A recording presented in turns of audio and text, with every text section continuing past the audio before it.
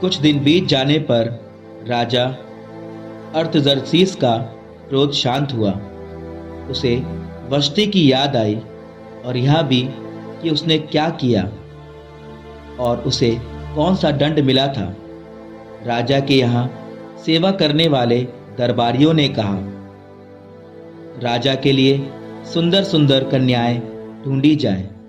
राजा अपने साम्राज्य के सब प्रदेशों में ऐसे पदाधिकारियों को नियुक्त करे जो सुंदर कुमारियों का पता लगाकर उन्हें सूसा ले आए और रनिवास के अध्यक्ष और रक्षक कंचुकी हेगय को सौंप दे। सबों को प्रसाधन की सामग्री दी जाए। राजा को जो कन्या पसंद होगी वह वष्टी के स्थान पर रानी बनेगी। राजा को यह बात पसंद आई और उसने यही किया। राजधानी सूसा में एक यहूदी रहता था। उसका नाम मोरदकै था। वह याईर का पुत्र था। याईर शिमई का और शिमई कीश का। वह बिन्यामीन कुल का था। वह उन्हीं बंदियों में एक था जिन्हें बाबुल का राजा नबूकदनेज़र यूदा के राजा योकन्या के साथ यरूशलेम से ले आया था।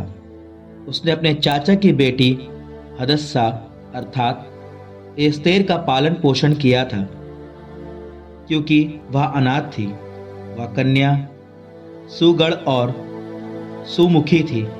उसके माता पिता के मर जाने पर मोरदकै ने उसे गोद लेकर अपनी पुत्री बना लिया था। जब राजा की आज्ञा की घोषणा की गई और बहुत सी कन्याएं राजधानी सूसा में हेगय के प्रबंध में ले आई जा चुकी, तो एस्तेर भी हेगय के निरीक्षण में, जो रनिवास की देखरेख करता था, राजभवन में लाई गई। यह कन्या उसे पसंद आई और उसने हेगय की कृपा प्राप्त की। हेगय ने तुरंत उसे प्रसाधान की सामग्री प्रदान की और उसके लिए विशेष भोजन का प्रबंध किया। उसने राजभवन की 7 सर्व सुंदर कन्याओं को उसकी सेवा में नियुक्त किया और उसे अपनी सहेलियों के साथ रानिवास के सबसे उत्तम भाग में ठहराया। एस्तेर ने अपनी जाति और अपने जन्म के संबंध में कुछ नहीं बताया, क्योंकि मोरदकै ने उसे कहा था कि वह इस विषय में कुछ ना कहे। मोरदकै प्रतिदिन रानिवास के आंगन के सामने आता जाता, जिससे उसे यह पता चलता रहे कि एस्तर कैसी है। उन कन्याओं का सौंदर्य उपचार 12 महीनों तक किया जाता। उनका विलेपन 6 महीनों तक गंधरस के तेल से और 6 महीनों तक उबटन और अंगराग से किया जाता। इसके बाद उनका राजा के पास जाने का समय आया। जब कोई कन्या राजा के पास जाती तो उसे वह सब कुछ दिया जाता जो वह मांगती और जिसे वह रानिवास से राजमहल ले जाती। वह संध्या समय भीतर चली जाती और प्रातःकाल उस दूसरे रानिवास में लौट जाती जो राजा के कंचुकी उपपत्नियों के प्रबंधक शाशगज के अधिकार में था। इसके बाद जब तक राजा इच्छा नहीं प्रकट करता और उसे नाम लेकर नहीं बुला भेजता, तब तक वह फिर राजा के पास नहीं जा सकती थी।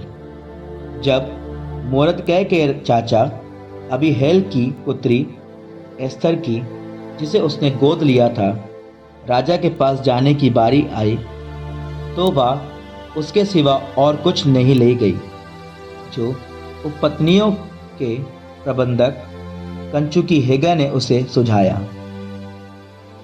फिर भी सब देखने वाले उसकी सौम्यता और सौंदर्य की प्रशंसा करते थे। राजा अर्थजर्क्सीस के शासन के 7वें वर्ष टेबेत नामक 10वें महीने में एस्थेर राजमहल के अंदर लाई गई थी। राजा ने एस्तेर को अन्य सब स्त्रियों से अधिक प्यार किया। अन्य सब कुमारियों के बीच एस्तेर ने राजा की कृपा दृष्टि प्राप्त की, इसलिए उसने उसके सिर पर राजमुकुट रख दिया और उसे वष्टि के स्थान पर रानी बनाया। तब एस्तेर के आगमन के सम्मान में राजा ने अपने सब क्षत्रपों और पदाधिकारियों को एक बड़ा भोज दिया।